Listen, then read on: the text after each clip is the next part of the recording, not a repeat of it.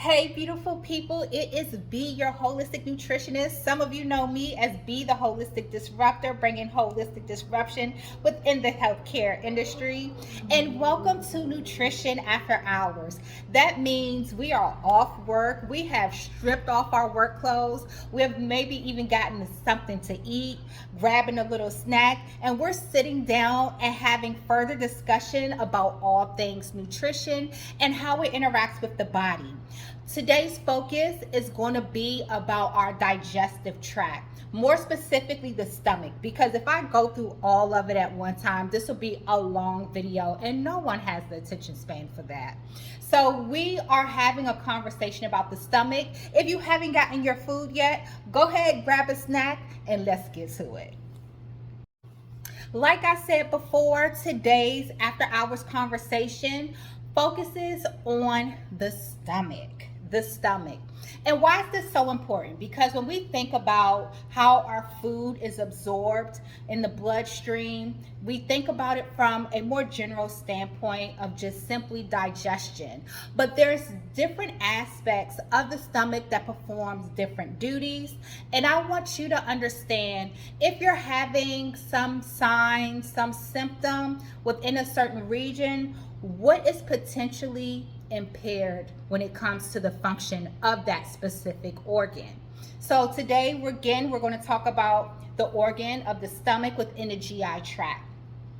And why is this important? Because of course, if our GI tract is impaired, we are compromising our ability to actually break down the food so that the food is small enough that the intestines can recognize as something to absorb. If not, we're standing the risk of having malabsorption.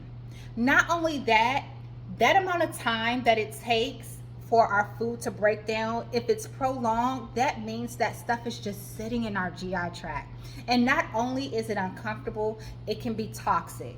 So we're having this conversation because it's very important for you to understand the only way you can optimally support the body is if you have a well-functioning GI tract. So we're going to go ahead and zone into the stomach. Our stomach actually has gastric juices to help break down our food in preparation for it to go into the small intestines.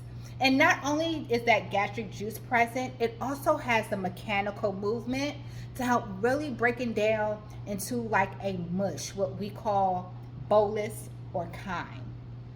And so some of those gastric juices, maybe we're missing enzymes and proteins that helps to break that food down.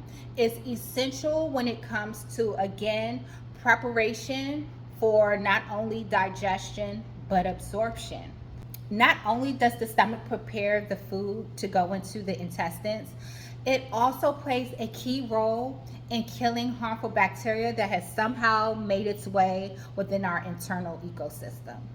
And it helps to neutralize those enzymes. So when we don't have enough of those enzymes or that gastric juice to break down those enzymes, we are more commonly experiencing bloating or even heartburn, acid reflux. We may get a little nauseated.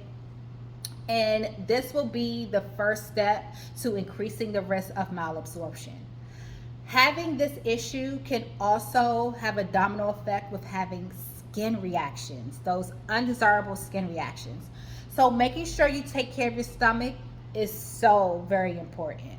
Without these key functions of the stomach, we are unable to break down those proteins and other macronutrients for optimal mineral absorption and vitamin absorption. So let's do a quick rundown of those common causes that can often lead to your issue with low gastric juice production.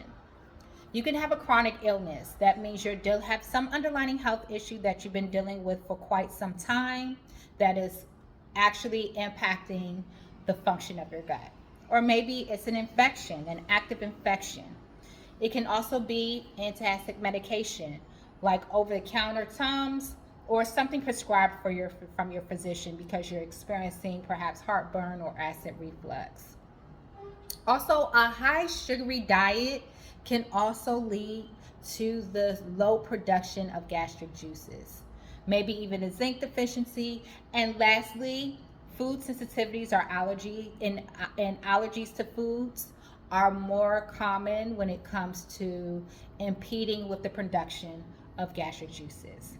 So now that you have the reason why it's so important to take care of your stomach, we're going to continue the conversation next time, focusing on the small bowel. It's not going to be long. It's going to be good information, I promise. It's Be Your Holistic Nutritionist, helping you to better advocate for yourself from the grocery store to the doctor's office. See you soon.